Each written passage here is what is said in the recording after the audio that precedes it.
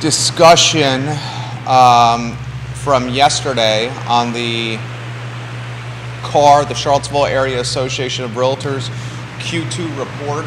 I'm also working on a written analysis of CAR in the Q2 report. I actually found it was easier for me to write while on vacation than while back in the saddle hosting all these talk shows. But I enjoy hosting the talk shows. I enjoy connecting with you guys. There's something, and maybe it's the journalist in me, the former journalist in me, there's something about writing that just has always, made my soul happy, made me feel fulfilled. One of the commenters that follows the show, I think it was Scott, and Scott's a friend of the program, Scott Aaronworth in Virginia Beach, watches the program routinely, he's the king of Virginia Beach. He said, Jerry, you're on vacation. Enjoy the vacation. The report can wait. And, I totally, genuinely and sincerely understood his point. But for me, writing and putting my thoughts on paper or in written form, I guess it's not on paper anymore, my thoughts online is a form of enjoyment. It's just one of my favorite things to do. We'll talk about the Charlottesville Area Association Q2 report. I'll give you some ideas, some perspectives, some analysis. We'll talk about dairy market. Guys, this is what you wanted. I don't get the beef, man.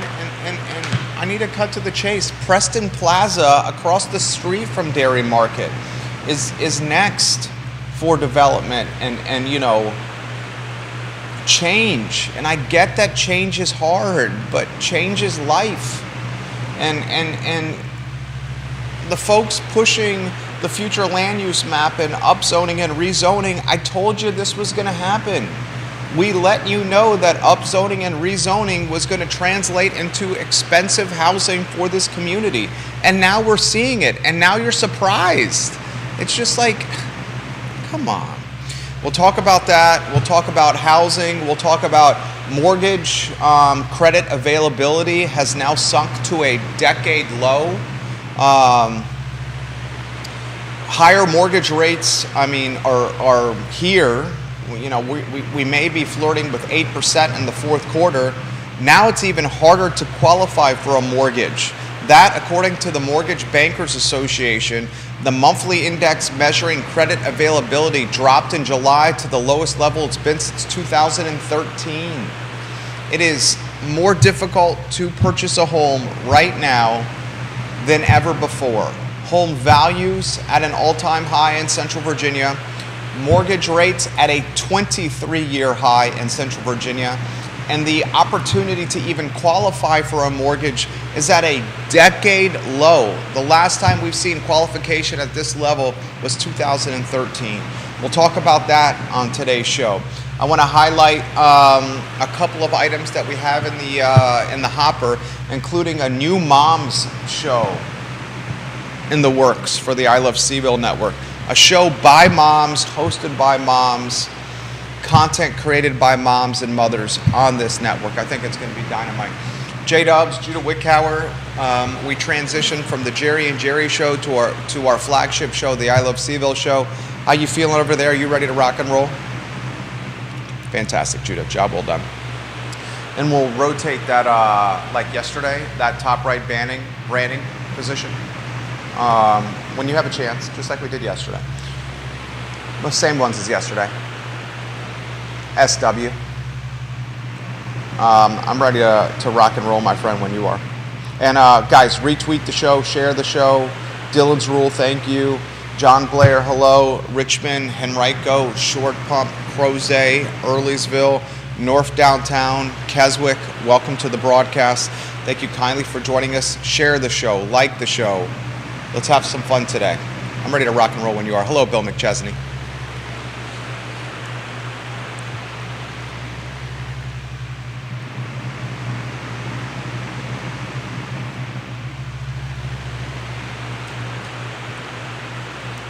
Guys, good Tuesday afternoon. I'm Jerry Miller, and this is the I Love CVille show. Thank you kindly for joining us. It's great to be with you. on the I Love CVille Network on the show today, presented by Skooma Boutique Dispensary on the Charlottesville Downtown Mall. Skooma Boutique Dispensary is locally owned and operated.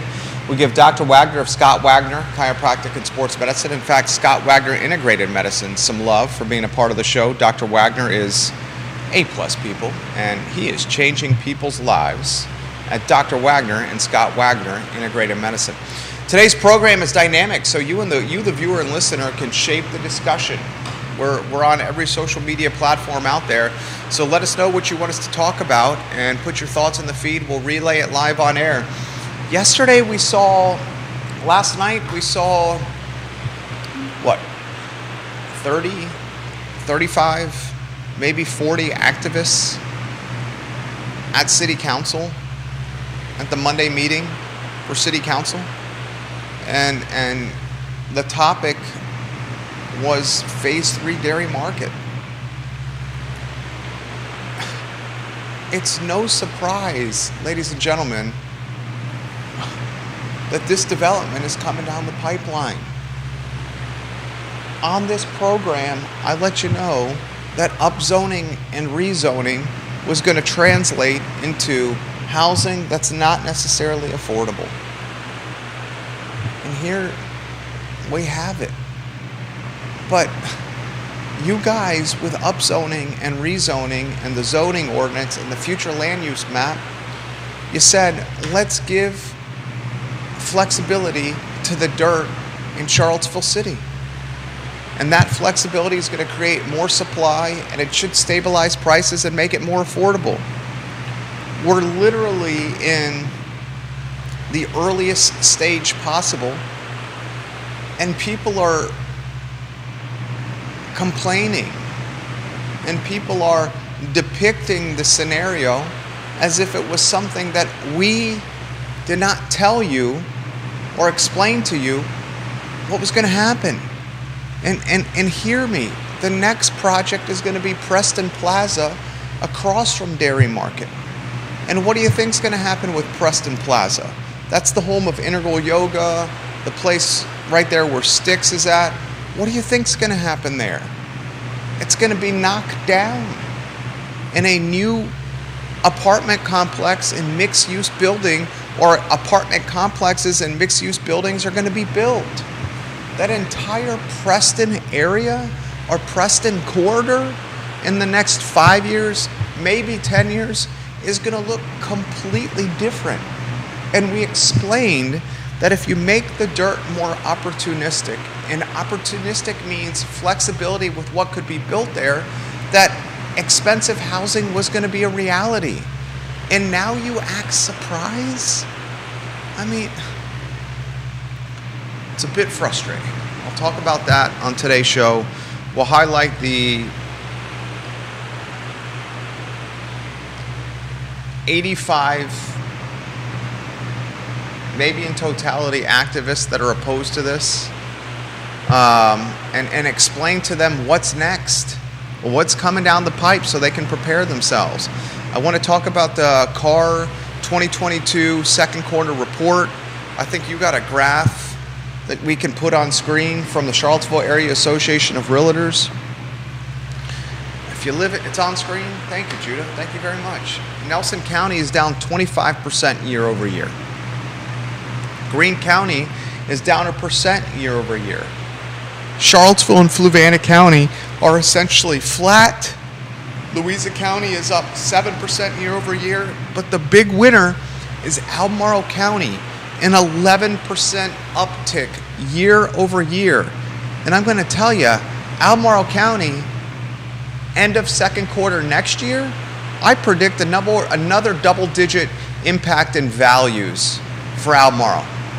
And I'll explain why. The median price, Judah, the median price for a home in Albemarle County, Q2 2023, the quarter just finished, is $530,000. Median. It has never been more expensive to purchase a home. You got interest rates at a 23-year high. You got no inventory whatsoever to buy. You got values on houses at a Central Virginia all-time high. And now a new report today on the national media from the Mortgage Bankers Association. It is more difficult to qualify for a mortgage than ever before. We are at a decade low when it comes to mortgage qualifiability. There's a word for you. A decade low. The last time we've seen standards this stringent for qualifying for a mortgage was 2013. This is all a byproduct of Jerome Powell, the Federal Reserve, raising rates. And now the expectation is what? 25 bips, 50 bips? Come Q4, a rate hike. We'll see what happens in the fourth quarter of this year. That's going to make things even more expensive. That topic on today's show. I also want to highlight on the program the fact that we have Natalie Massery and Colonel Letty, is it Bain? Colonel Bain? Colonel Bain was the presenter of the Chamber of Commerce Defense Sector Economic Impact Report that we covered on the show. Natalie Massery is the CEO of the Charlottesville Regional Chamber of Commerce. Both Natalie and Colonel Letty Bain are going to join us on the program on Tuesday, August 22nd to highlight this report that shows the second largest economic driver here in Central Virginia is the defense sector. So we're going to unpack it with the institution or the entity, the Chamber of Commerce, that helped create the report, and the stakeholder and a retired colonel who presented the report to government officials. That'll be a fantastic show, Tuesday, August 22nd, right here on the I Love CVille Network. Before I get into the lead headline, which is more follow on the dairy market saga, I want to highlight two other programming notes for you. This morning was the debut or the premiere of the Jerry and Jerry Show, and it undoubtedly exceeded expectations. Jerry Ratcliffe and I have a long history, 21, almost 22 years of working alongside each other in some capacity. He's the first boss I ever had while a student at the University of Virginia. He gave me my first crack in media. It was truly a pleasure and my pleasure to sit across from him this morning and to talk ACC sports and UVA sports. That show will air every Tuesday at 10:15 a.m.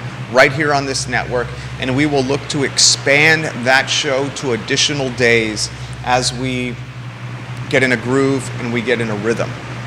Also, I want to highlight this. I'm currently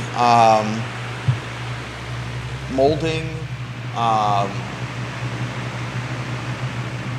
percolating, chatting, interviewing, brainstorming, conversating about a mom's show for this network. My wife, who is the foundation of our family, offered this suggestion in passing at our house. She said, you know what you should do on the show?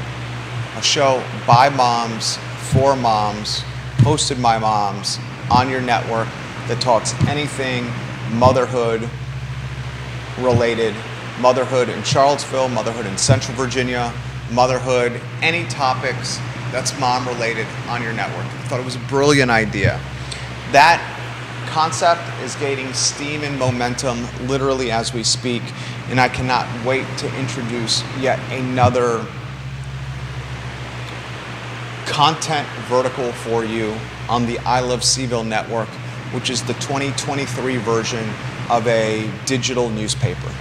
Each show is a section of the newspaper. The I Love CVille show, which we do Monday through Friday from 12:30 to 1:30, is the front page. You have now the Jerry and Jerry Show, which covers ACC, UVA, Virginia Tech sports, college sports. That's the sports section. The show Real Talk with Keith Smith, which airs Mondays, Wednesdays, and Fridays at 10:15 a.m., is your real estate and some business. The I Love CVille Show, we cover business and politics and everything that would be on the front page. Today, Manana does a heck of a job covering business in the Hispanic community.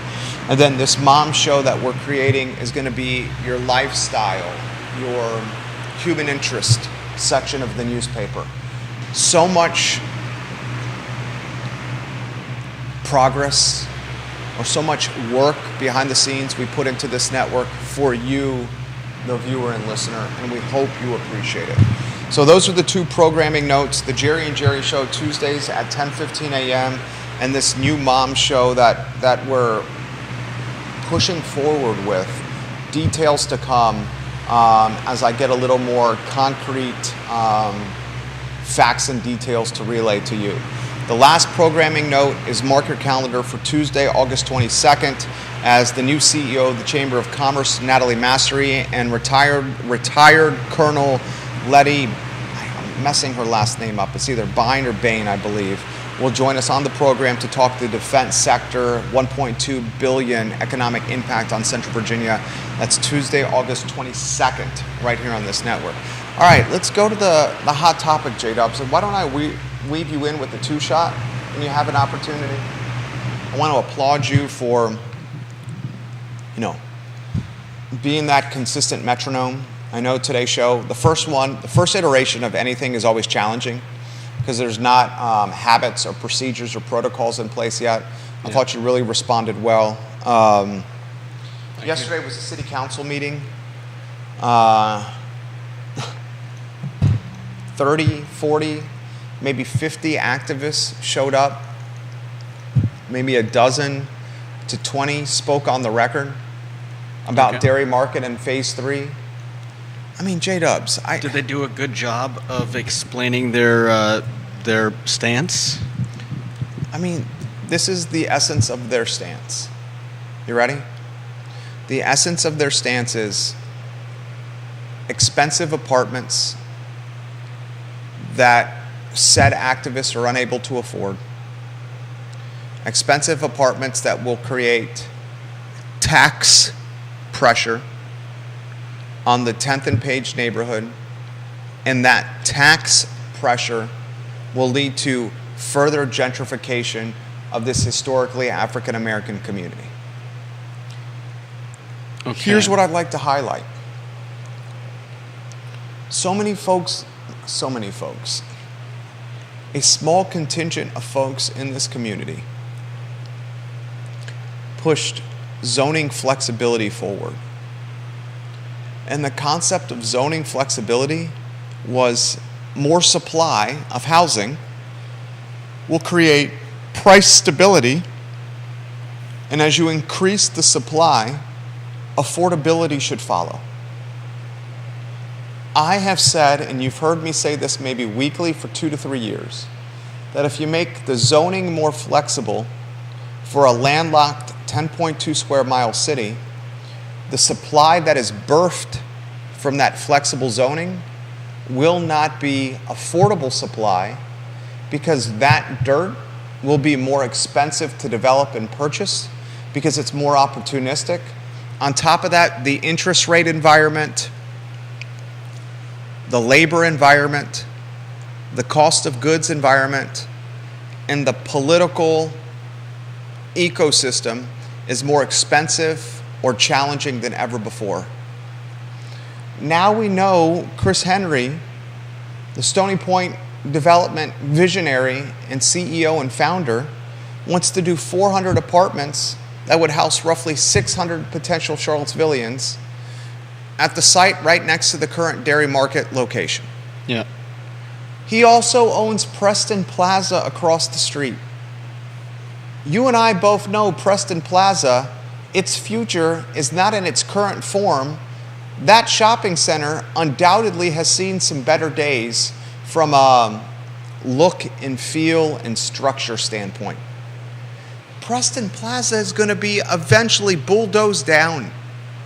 The value of Preston Plaza isn't these, dilapidated? I always mess that word up. Dilapidated? Dilapidated.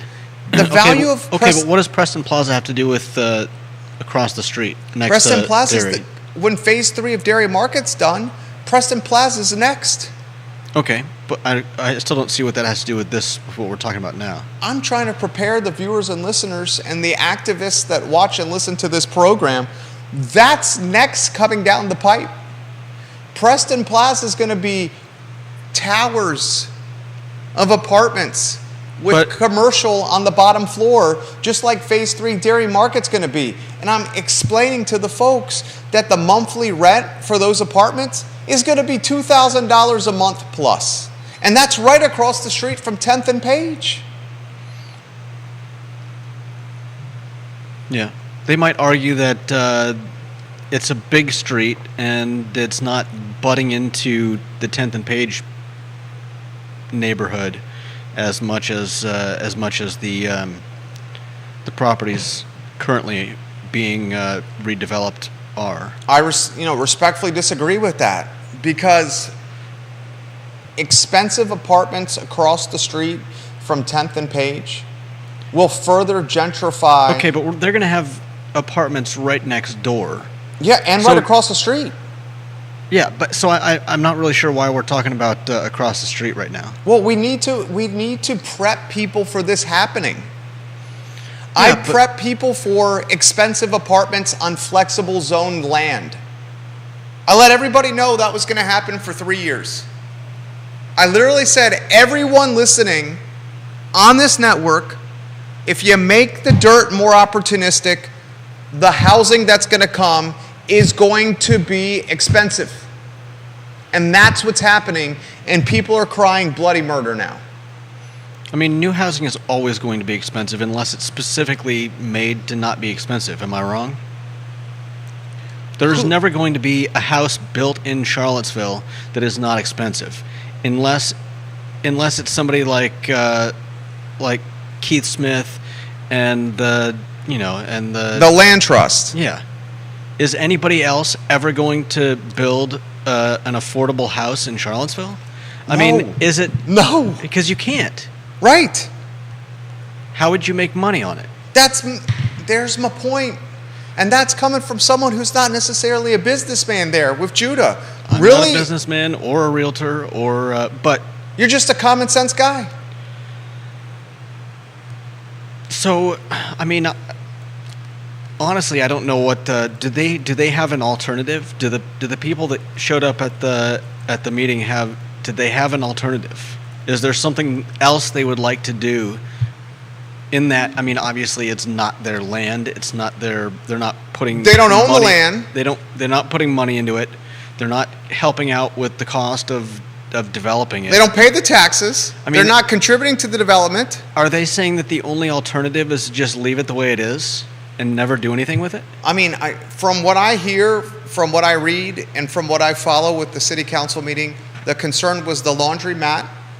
The laundromat, Chris Henry is willing to put a laundromat or consider a laundromat on the ground level of the commercial portion of Phase 3. He said, I'm open-minded to renting a portion of the space for a laundromat. So he's trying to compromise and be flexible. Chris Henry says in the meeting that was at the church that's now a wedding venue, he said, we made a mistake by having murals of black women on the side of the walls of Phase 3 development. Some of the graphic design or the aesthetics of Phase 3, these apartment towers, we're going to feature African-American ladies on the side of it in the renderings that they presented. And that And- made people angry? The outcry in the meeting was, why would we feature these murals on these buildings when the community in the neighborhood can't afford the rents in the new development and or can't afford to eat in the food hall that you built called Dairy Market? And he said, you know what? We made a mistake with those murals. We'll take them off the renderings. They won't be there moving forward. So Chris is listening. Chris is saying, I will consider a laundromat on the first floor of Phase 3. I'm listening to you. Chris says, I'm listening to you. I'll remove the murals from the building. But Chris also has indicated, I can do this by right once the new rezoning and upzoning is approved. He doesn't even need Yeah. it doesn't even need approval or props or a green light from council. He can just do it. Yeah. I mean, if you watched the meeting yesterday with city council, and I caught a lot of it, for example, Joy Johnston, she spoke at the meeting, and she talked about Preston Plaza. She talked about Preston Plaza being next for development. Neil Williamson is watching. He says property owners have rights. Those rights are limited by both zoning and the market. He's right. Once upzoning is approved, Chris will just do this. And if it wasn't going to make money, then it wouldn't get made. That's, I believe, Neil's other point. This is the first iteration or the first byproduct of all this flim, flam, flum, upzoning, rezoning, zoning ordinance brouhaha that we've been talking for years about on this network. And the same folks that have been pushing this forward are now screaming and crying bloody murder. The entire council meeting last night was hijacked by this topic. Legitimately hijacked by this topic. I don't understand the folks that pushed flim, flam, flum forward, zoning, ordinance, upzoning, rezoning forward, how they could potentially scream bloody murder now that it's becoming a reality. Is it solely because the new density is not happening in single-family detached affluent neighborhoods? Is that why? Because if so, that's not how this works. The flim, flam, flum, zoning, rezoning was never going to dramatically impact single-family detached affluent neighborhoods. You know why? Because those single-family detached affluent neighborhoods in the city of Charlottesville want to keep their neighborhoods single-family detached for quality of life. There was never going to be a massive shift in the makeup or look of these neighborhoods. It was always going to be in the neighborhoods that were marginalized or the neighborhoods on the brink of potentially achieving even more financial potential.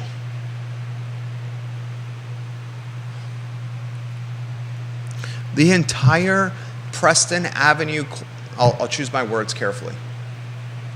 Much of Preston Avenue is going to look very, very different in the next 5 to 10 years. Much of Cherry Avenue is going to look very, very different in the next 5 to 10 years.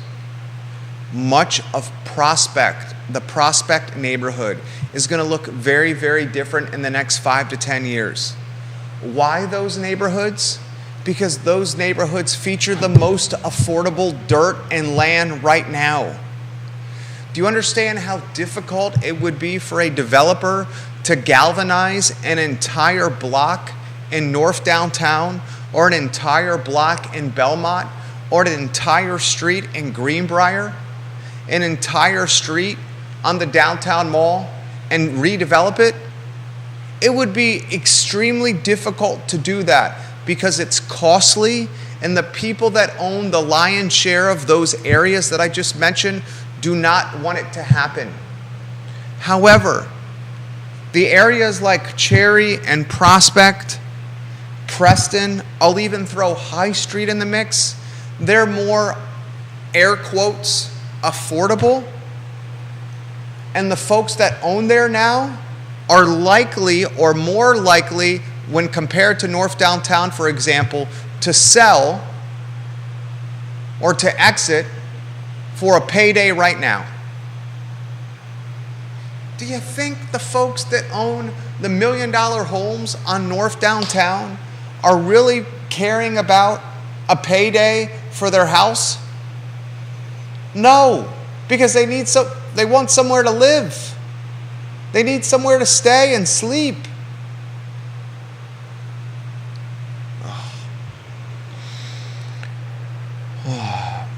Exactly.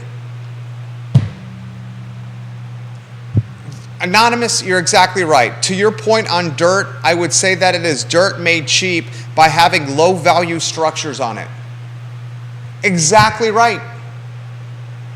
Exactly right. What is the value of Preston Plaza? What is the value of Preston Plaza right now, long term? It's potential. And what's the potential for Preston Plaza? What it could be, That's not what it is potential. right now. Yeah. It's the dirt. It's not buildings that are crumbling. Yeah. It's not buildings that are crumbling. What was the value of the Kim's Market site, the old IGA on Cherry Avenue? Is it a falling down grocery building that has a leaky roof? That is the home of a contractor that does construction work at UVA? No. The value of Kim's Market and the old IGA location is the effing dirt. Mm-hmm. What is the value of X Park? The value of X Park is the acreage and what you can build on it.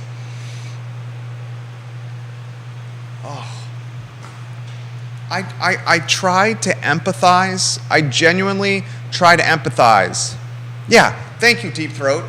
He says Preston Plaza, the land is assessed at $3.8 million, but the building is assessed at $1.5 million.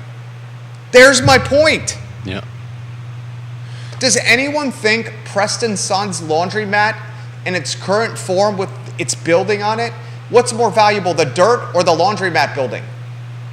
What's more valuable, the asphalt parking lot in front of Fifth Seasons Brewery? Or the structure that hosts Rockfish? Or that twice as nice thrift store? Or the actual dirt underneath it?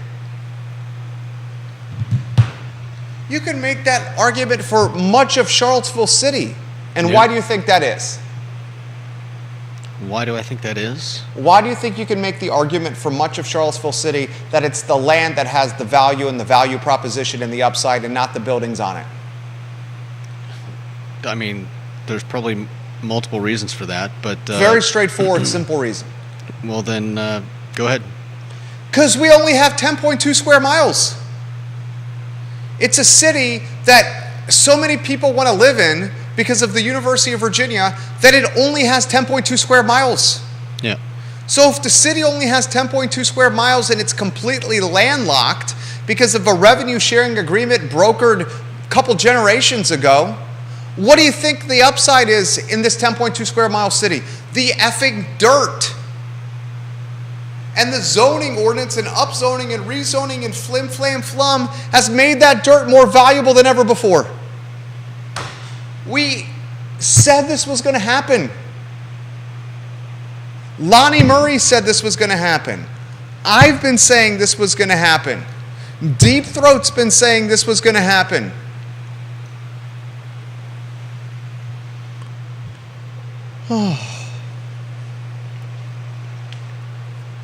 And now people are surprised. Now people are surprised. Literally the first iteration of this, and people are surprised. Anything you want to add? You know what? Why don't we take a different approach? I know this isn't your, what's the phrase? Ballywick? Bailiwick, yeah. Bailiwick? I know this isn't your bailiwick. Why don't we take a different approach? Why don't you just ask questions about it? Well, that's what I was doing. I mean, I'm like I said, I'm curious what they want to have happen with this.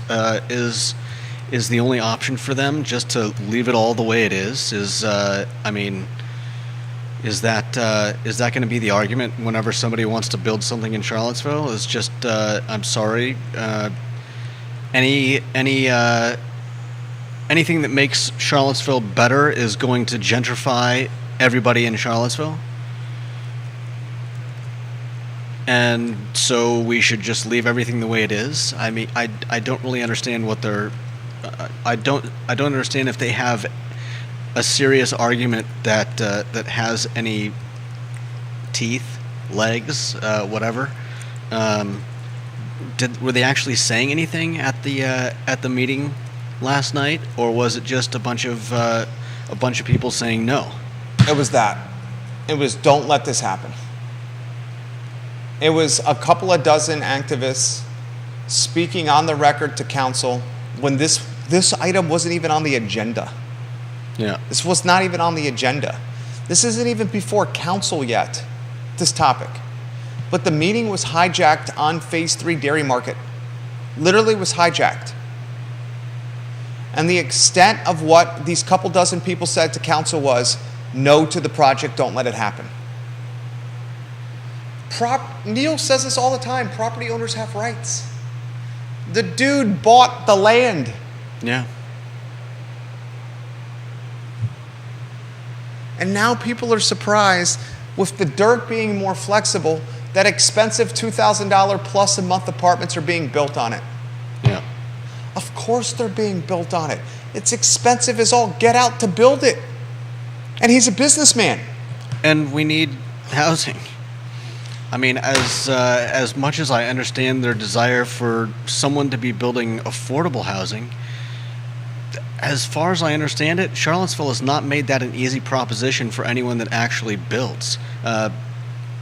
As I've mentioned on the show before, my dad and his partner were building housing in Charlottesville and gave up because they were put out of business by Charlottesville. Explain it again. I mean, I really don't understand a lot of the details, but I know that they had bonds with the city.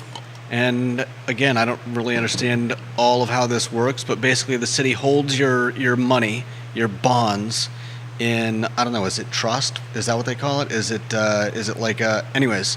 Were the bonds held in escrow? Something like that, right? And so they're supposed to release the bonds so that the company that's building can pay for the things that they need to pay for, except that they weren't releasing the bonds to my dad and his partner. So they essentially started to go bankrupt. The company went bankrupt because they couldn't pay the vendors, they couldn't pay, subcontractors, they couldn't, all the things that you're supposed to have that bond money for. They weren't given the money that was rightfully theirs. It wasn't released back to them in a timely manner, and they basically got blood dry. Yeah. They got blood dry. Yeah. They ran out of dry powder. And now what's happened? They ain't doing it anymore, right? No, they gave up. So they gave up on doing what? Building in Charlottesville. Building housing. Homes in Charlottesville. That's why literally when I was on vacation and I wrote this dairy market analysis, that's why, and guys, I'll get to your comments. That's why I said if you're Chris Henry, Keith Woodard, Oliver Kootner, Frank Bailiff, Charlie Armstrong, Bo Carrington, the Wendell Wood family, you have all tried to build dense housing in the city of Charlottesville, but socialists and activists have poo-pooed it all. These same socialists and activists champion new affordable housing for working class people in the city, but then they organize, strategize, and galvanize against the projects once they gain momentum. That is the definition of hypocrisy. Yeah, unless you're out there building houses yourself, and how look, are you going to stop? I get that everybody out there who's against all these projects are like, no, we need affordable housing. But there's no such thing as affordable housing. You can't build affordable housing today, at least not in Charlottesville. It's just not going to work. This from LinkedIn. Even if it was just the cost of the buildings, if you took away the cost of the dirt and it was just how much does it cost to build a house, I still don't think you could make a house affordable. How could someone, if a builder or a developer has to use bank financing or institutional financing to finance a project? Yeah. They're talking about an interest rate now that's 8, 9, 10 points. They're talking about a labor market that's more expensive than ever, if you can even find the labor. And they're talking a carrying cost, we're talking debt service, that is astronomical because the city and activists make it a very long process before a project is even finished. Yeah. You get bled dry. That's why I said yesterday on Real Talk with Keith Smith, there's probably 3 or 4 entities in Albemarle and Charlottesville. Stanley Martin, maybe Southern Development, Chris Henry and Stony Point, and Keith Woodard and Woodard Properties. Those four, give me another one that have the dry powder or the money to do the projects on their own. Basically, I'm saying they have the money, they can finance it themselves. Yeah. All the other ones that are going to want to do something like this, at least the ones that are in market, are going to have to go to an institutional lender or a hard money lender. Yeah. And they're not going to do that. Let's go to LinkedIn and JB, John Blair, what up, what up? He says, Jerry, think about it this way. If single-family home values are increasing in Charlottesville and Albemarle every year by 5 to 15%, which they are, the profit proposition for builders is build single-family homes. This is why the idea of the missing middle popping up in traditional single-family home neighborhoods is so misguided, in my opinion, John says. John also says you don't change a profitable model that is getting even more profitable. The reality in the Seville market is that density increases are going to pop up in commercial corridors like Preston or West Main. New units are not going to be in fourplexes in Greenbrier. New units aren't going to be in Greenbrier or North Downtown where single-family homes are so profitable there. That's also my point. If you can build a home and if you can take a lot and you acquire the lot in North Downtown in Belmont, Greenbrier, for $250,000, and if you build a 4-bedroom, 2.5-bath house that's 3,000 square feet, 3,200 square feet on that lot that you bought for $250,000, and $250,000 is probably light. Wouldn't the easiest path, the least resistance path, the most direct way to profitability just build a single-family detached home? Of course it is, because you know you can sell that single-family home for $1.1 million, $1.2 million, and you don't get any effing political outcry. Mm-hmm. If Chris took twice as nice the thrift store, the laundromat, and the home brew store, and those parking lots, and he built one 50,000 square foot house with massive pool in the backyard and a tennis court on it, pickleball courts, maybe a squash court, you know what would happen? He would get barely any political outcry. You think? No. He would get a lot less than he's getting now. He's getting a boatload of political outcry because it's 400 apartments that the neighborhood thinks or realizes that they cannot afford. We told you this was going to happen.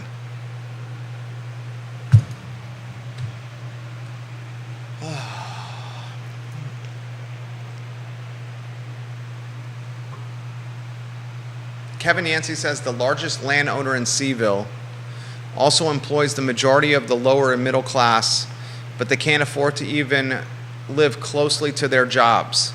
That's a UVA topic, Kev. The largest landowner in Seville is the University of Virginia.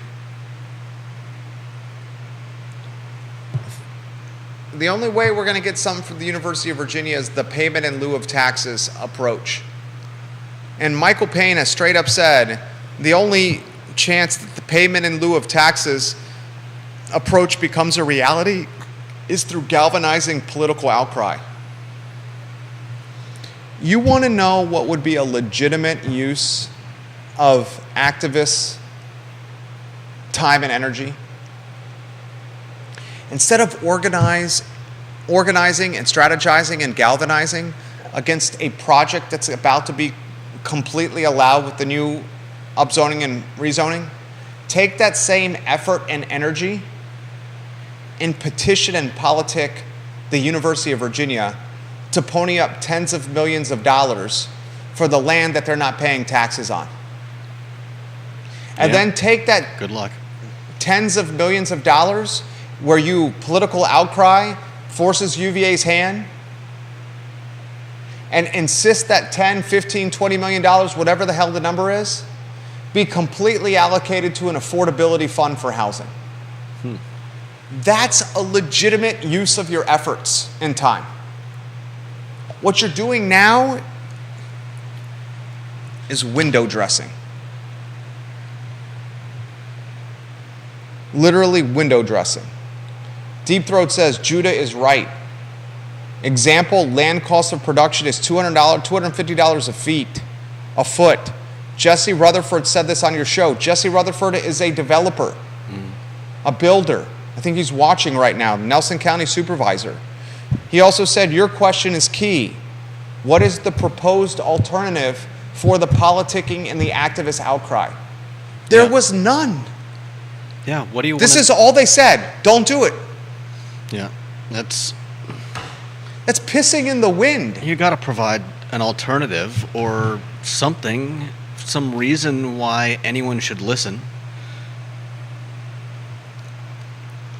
I mean, the only argument I could get behind is we were using that, we were using the businesses there, and now they're going to be gone, and those were within walking distance, and so I appreciate the fact that Chris Henry has agreed to rent out the bottom floor for another laundromat. He's considering I'm curious what the cost of that is going to be, and whether the new laundromat will be at the same monthly rent as the current laundromat? Comparable. No, it won't be. Which means that if somebody actually takes him up on it and builds a laundromat there, is it going to be? I don't know how much it is to wash your clothes at a laundromat, but is it going to be double the price? In which case, is that a pointless place to put there? Because yes, you don't put laundromats in Class A,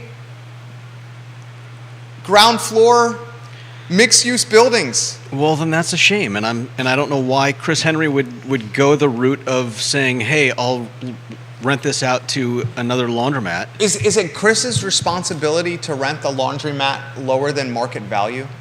I'm not saying it is, but why would he even bother saying, "I'll put a Because he's listening to the community.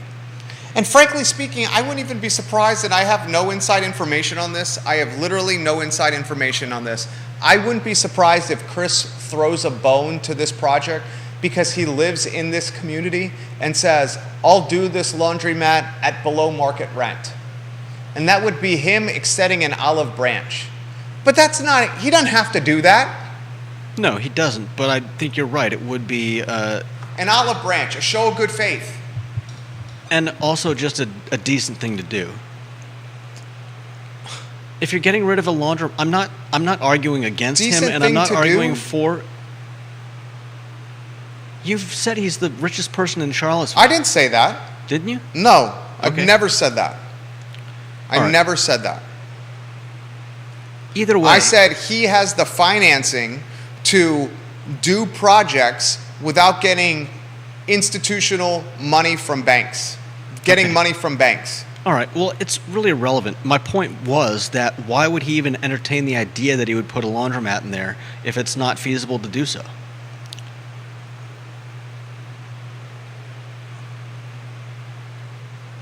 I'm just asking the question. I know, I'm curious. I know. I'm why just would getting you even exasperated because the concept of the right thing to do does not always coincide with running a business the right way.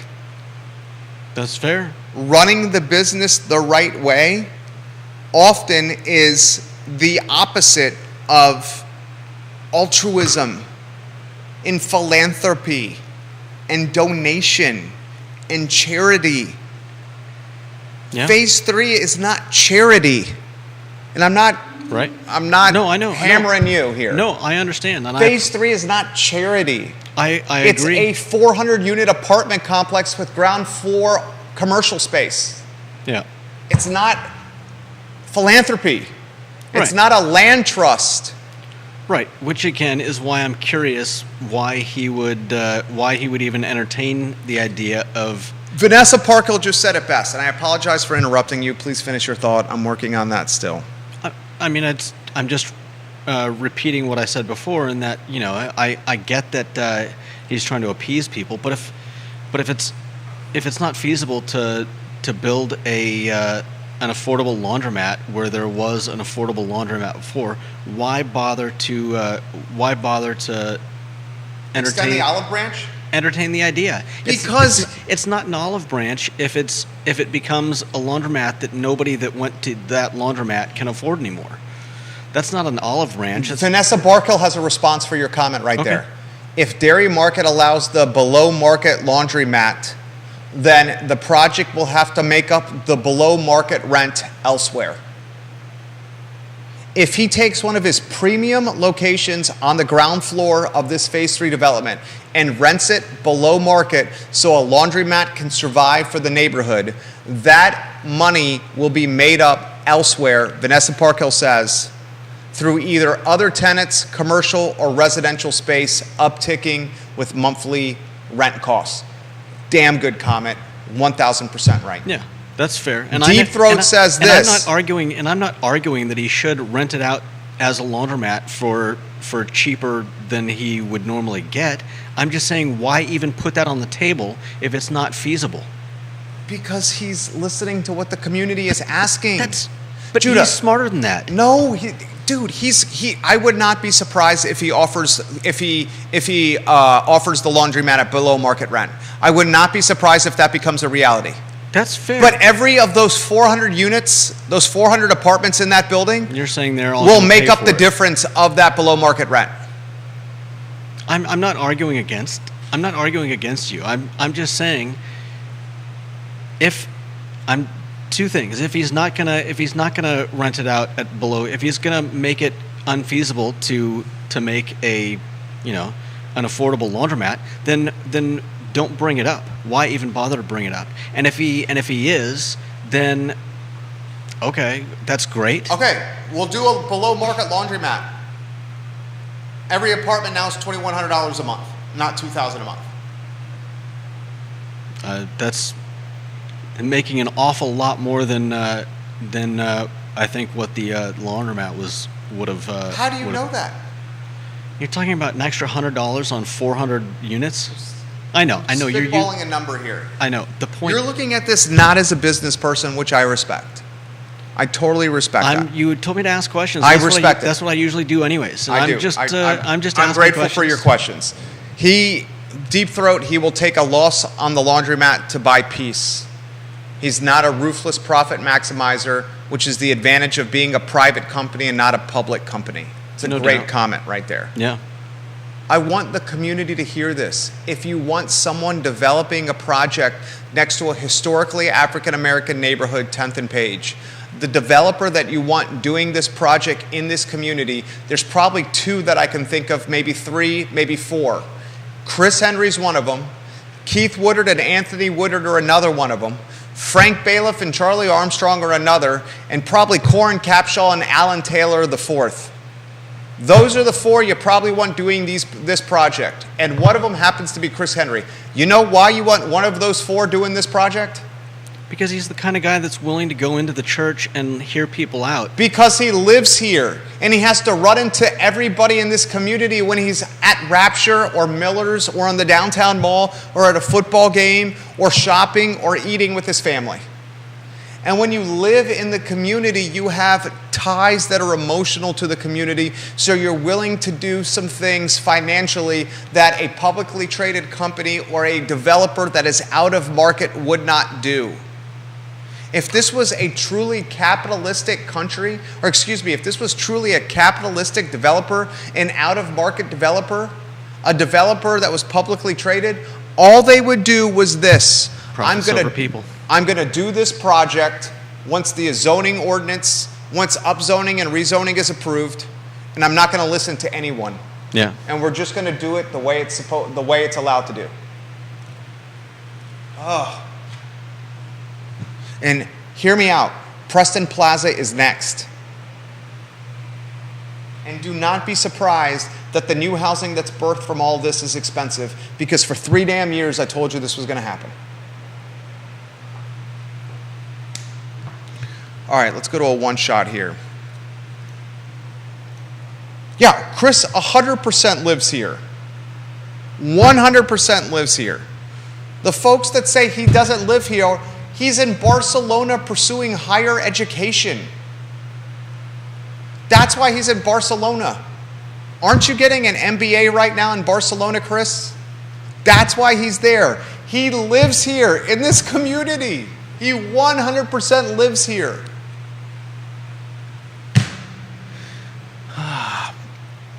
All right. I got the 1:45 p.m. conference call, so I got 15 minutes. I do want to get to the Charlottesville Area Association Realtors Q2 report. I'm seeing so many moms and dads put on the feed the fact that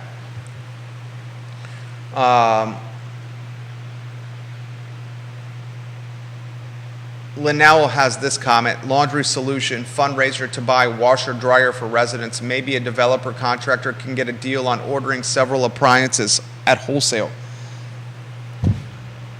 I appreciate that tweet, Linnell. I will respond to that question by saying this. Is it a developer's responsibility to host or pay or subsidize washer and dryers for an entire neighborhood so a neighborhood can have it in their respective houses? I mean, go back to you on a two-shot. Is it a developer's responsibility to subsidize or straight up pay for or lead a fundraiser for washer and dryers for every house in the 10th and Page neighborhood? Because he's knocking down the laundromat that otherwise was used by the 10th and Page neighborhood. Of course not. I mean, it's not charity. No. I never said it was, but Right. I'm just curious why he would even, like I said, put it on the table that there could be another laundromat there. And when I thought of that, I was curious about, well, that's going to probably cost a lot more than the previous space. So is it going to be feasible to have a laundromat there that people can actually go to, that people can afford to go to? And if it's not, then why put it on the table? And if it is, great. But no, I wouldn't. I don't expect that it's his responsibility to keep a laundromat there. But since it's out there, I think that is going to be one of the bones he throws. Deep Throat giving John Blair props. Deep Throat on Twitter giving John Blair props on LinkedIn. John Blair says this: Jerry, what's ultimately cheaper for Chris Henry, a 5-year below market pro bono laundromat in Class A, or just buy 50 individuals washer dryer units to give the 10th and Page residents who don't have them? That's fair. Great question. Yeah. That's a fantastic question. I don't have that answer. The real estate development that I do is at converting a 1,200 square foot dentist office into 6 executive office spaces in our building on Market Street. I have no insight or intel on, is it more affordable to buy some washer and dryers for, and I would imagine it's probably more than 50 houses. I don't know the total number of homes that are in 10th and Page. I mean, what's a washer dryer setup run? There's some pretty decent. I'm looking at it right now. Man, it's already $130. I'm looking at one right now on Lowe's. Oh, this is just a washer. See if you can get the cost. A stackable unit. Washer, dryer, stackable. Cost. It's crazy that we're even having this conversation. The washer dryer combo, free 2-day shipping from Amazon. I'll look at one, you find one. I got mine at Lowe's. They had some pretty good versions. I'm looking at one at $1,500 a pop from Amazon. What are you looking at? I'm looking at a. What's that? I got a GE washer dryer combo for $1,200 on Amazon. Stacked might not be your cheapest option. Well, stacked, the reason for stacked, right? Yeah, because the places are going to be smaller places around the 10th and Page area. Exactly. So you're going to have to stack it. let's just say this. If you buy it in bulk, I would say you have to buy 200. 200 in bulk, you could probably get them for below market. Say you save 25%. Let's say for easy numbers, the cost of a stackable unit, the most affordable one is a G note. You save 25% because you're buying 200 in bulk, you're getting them for $750. 200 times 750. 200 times 750, that's 150 G. Maybe there's your proffer right there. Maybe that's your proffer. $150,000, 10th and Page gets a stackable washer and dryer for their house. And how many Deep Throat or John Blair or Neil Williamson, you guys would know this answer. Neil Williamson, Deep Throat, or John Blair. How many houses are in 10th and Page, the neighborhood? You'd have to buy for the entire neighborhood, I would think. I would think the entire neighborhood would want it. And I think it's absolutely ridiculous that we're even entertaining this cost or this topic. Yeah. But it's a topic that makes for good fodder for a talk show. How many homes are in 10th and Page? Does anyone? Deep Throat says a couple hundred. I thought it was 200. Neil, do you have an answer on that, Neil Williamson? Deep Throat says he has the stat at his home computer. Katie Pearl makes a fantastic point. KTP, that's a damn good point. You'd have to pay for the plumbing hookup as well. No doubt. Plus the cost of installation. So let's say that number is in fact a G note with the plumbing hookups and the cost of installation. And that G note is probably light, right, KTP? That G note is probably light. Let's just say for the sake of conversation it's a G note, and let's say for the sake of conversation, let's inflate the number to 300 houses. I don't think it's 300. 300 at a G note is $300,000. $300,000, you say, 10th and Page, I will buy you a stackable unit, we'll hook it up and install it.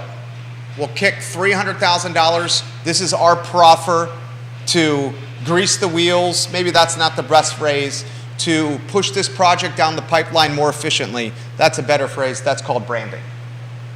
We'll kick $300,000 to the neighborhood. We're going to destroy this laundromat. I'm not going to rent the laundry facility at market value anymore, at below market anymore. I'm not going to put a laundromat on the ground floor below market. Instead, I'll kick $300,000 and give anyone who wants it a stackable brand new unit. We'll cover the cost of the hookup and the installation for you.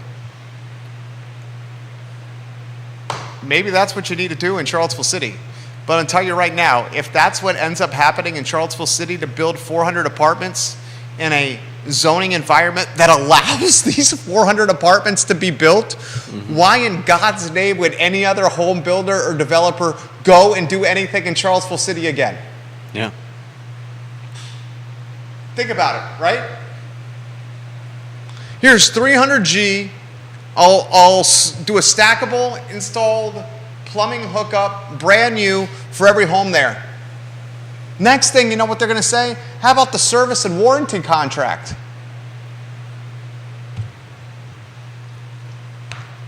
Yeah, that's obviously not a... Who would want to open that Pandora's box? No. Seriously, who would open that Pandora's box? I'm sorry, it doesn't fit in my house here. Can you build an extension? Right. My laundry room I don't have a laundry room. Can you build me a laundry room? Yeah.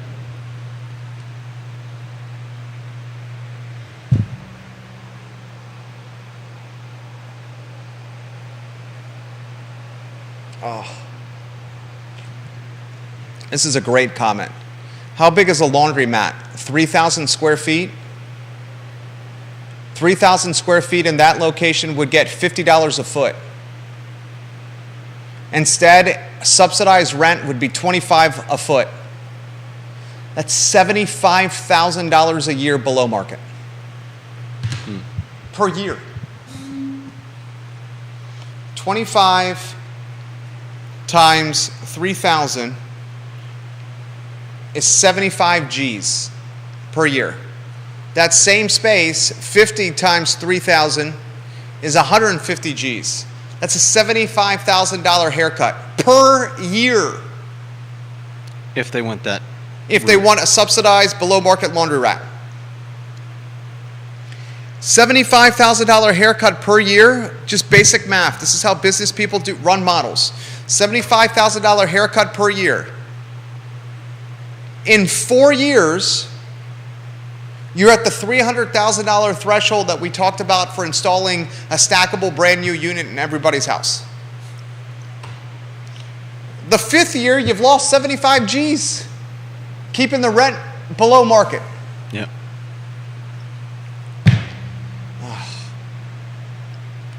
And prepare yourself. Yeah, Katie Pearl says, then folks are going to want the utilities covered for their washer and dryer because their utility overhead went up because they got a washer and dryer installed in their house. More electricity, more water. More electricity costs more money, more water. I'm obviously not going to get to the second quarter car report today. I want to spend more than 7 minutes on it. 2 items I want to get out of the notebook. If you want to go back to the one shot, then we'll weave you in on a 2 shot.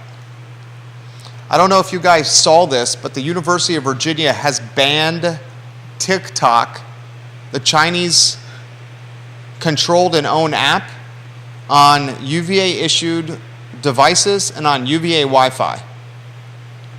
Not only TikTok, but WeChat, Lark, Inked, Hilo, all Chinese-owned and controlled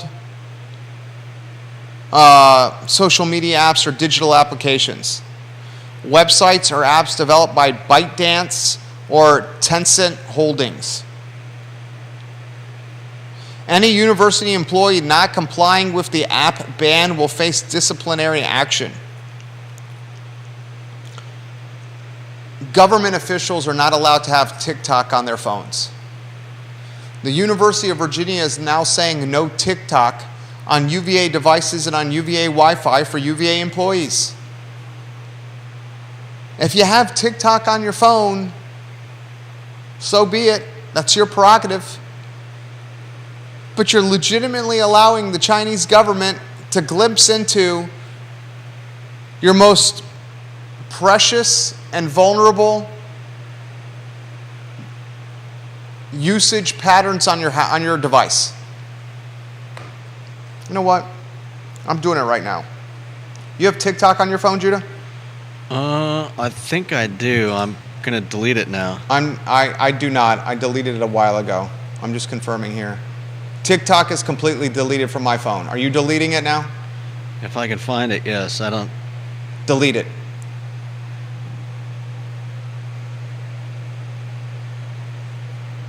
All right, mine's gone.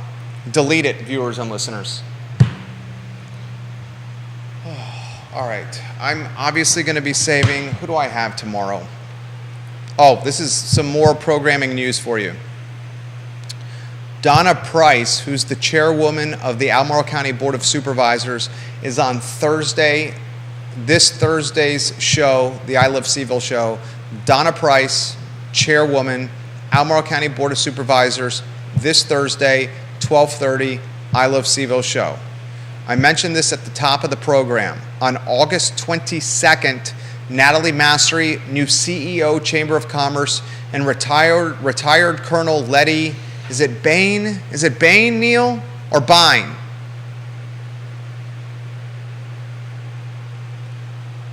She will join us, both will join us to talk about the Chamber of Commerce analysis or white paper on the $1.2 billion economic impact of the defense sector on Charlottesville, Albemarle County, and Central Virginia, August 22nd, 12:30. I told you about TikTok, banned on UVA devices and on UVA Wi-Fi. Carly Wagner says we are not allowed to have TikTok or those apps on our phones, computers, etc. We do work with GSA, and I suppose any person that does any government contractors are the same.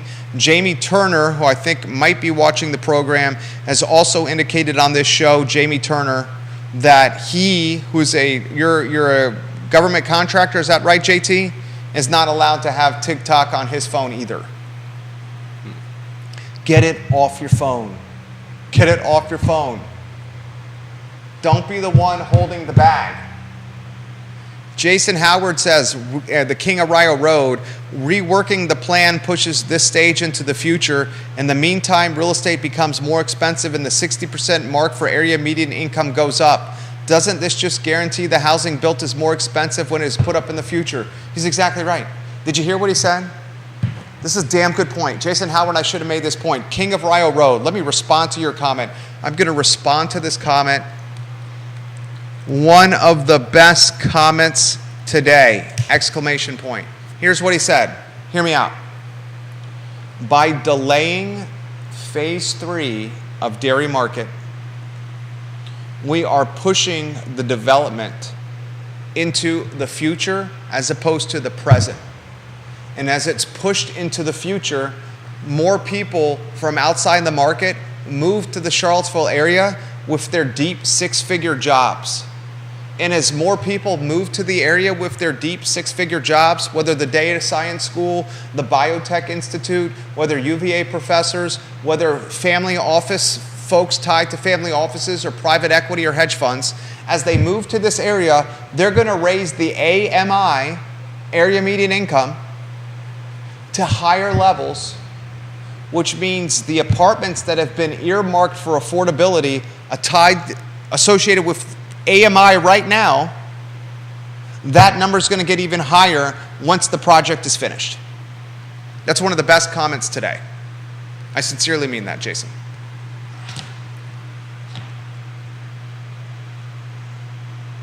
Kyra Brown Lilly, I respect your comment on Donna Price. I encourage you to watch Thursday's show with Supervisor Price. I'm happy to relay any thoughts and perspective that you have for Supervisor Price on air to her, but they have to come in respectful fashion and format. Please, ma'am. All right.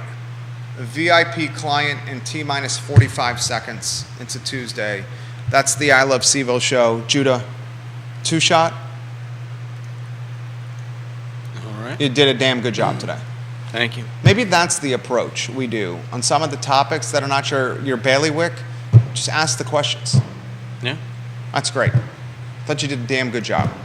Thank Great job on the Jerry and Jerry show. I'm excited to relay the new mom show as we iron out the details to the viewers and listeners. All we're trying to do is create the 2023 version of a newspaper, but in digital form. That's all we're trying to do. That's my background, newspapers. I'm using what I learned while a student at the University of Virginia and applying it to one of the businesses that I own today. For Judah Wickower, I'm Jerry Miller. Thank you for joining us so long.